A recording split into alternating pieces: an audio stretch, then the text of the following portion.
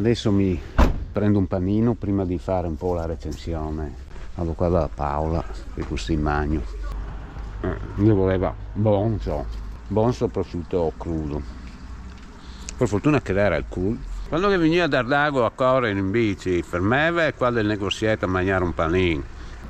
Fatto in bivacco a Casera Valle Fritz, 1540 metri di quota, c'erano -6 gradi all'esterno, dentro con la stufa accesa a basso si toccavano i 3 gradi. Ho potuto testare il nuovo sacco a pelo Ferrino Yukon Pro, che dovrebbe avere zona comfort per uomo intorno ai 0 gradi, ma devo dire che ho sofferto tantissimo il freddo. Ho dovuto mettere su almeno il termico. Avevo canottiera, maglietta, intimo e un luppetto col collo alto, senza i calzettoni perché erano un po' anche asciugare. Quando ho messo su tutto il termico, ok, è andato abbastanza bene, ma stando un po' leggeri, no, anche se su in zona notte si toccavano i 4-5 gradi tranquillamente, ma si sentiva il freddo, per cui Ferrino Yukon Pro, insomma, ho pagato 74 euro, di listino viene 120. Nello zaino avevo tanto peso, ho portato su circa 2 kg di legna, il Ferrino, il sacco a pelo, però è tanto peso, anche adesso che ho quasi tutto vuoto nello zaino, Ferrino mi pesa tanto, mi sbilancia tanto, è difficile pedalare, andare in salita con tanto peso. E poi ci vuole un zaino da montagna, che è pesante anche quello, perché sennò dove lo metti un sacco a pelo così grande? Non ho avuto bisogno di usare la mia legna, perché ne ho trovata su, ne ho usata appena un po' all'inizio per accendere il fuoco, poi sono andato nel bosco e me la sono fatta. Ho fatto sui 25 kg di legna, di cui buoni 19 li ho usati io. Arrivati alla mattina ero troppo stanco perché ho dormito pochissimo e male, anche se devo dire la zona letto lì a Casera Valle Fritz è molto buona, è alta, in legno, c'aveva già una branda pronta, ci sono altre 2 brande mi pare, smontate, si poteva dormire abbastanza al caldo finché la stufa era accesa, poi no, non c'è luce, per cui portarsi via almeno una candela, portarsi via dei guanti da lavoro, portarsi via un po' di sapone per pulirsi, dentifricio, 2 accendini almeno, degli accendifuoco o quelle zollette accendifuoco, magari una bottiglia da mezzo litro vuota, magari per fare pipì, perché durante la notte se ti scappa, come a me scappa 2-3 volte per notte, voglio vederti andare fuori a -6, -10 gradi a fare pipì sulla neve.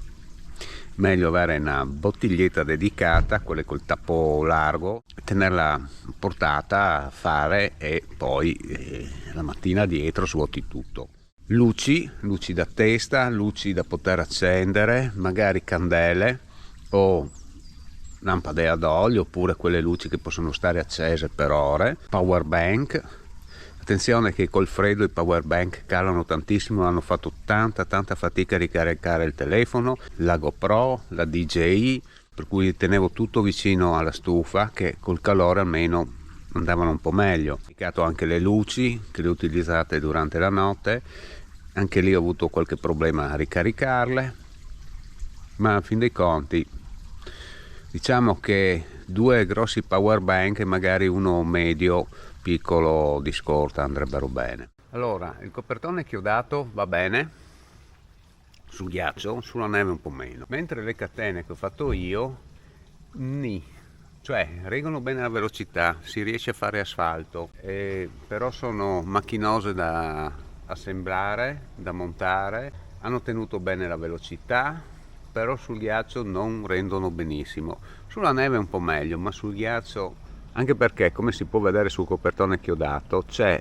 un chiodo per ogni tassello, qui no, ci sono solo le catene che passano, per cui questa zona è esposta, può aver presa sul ghiaccio solo dove c'è la catena.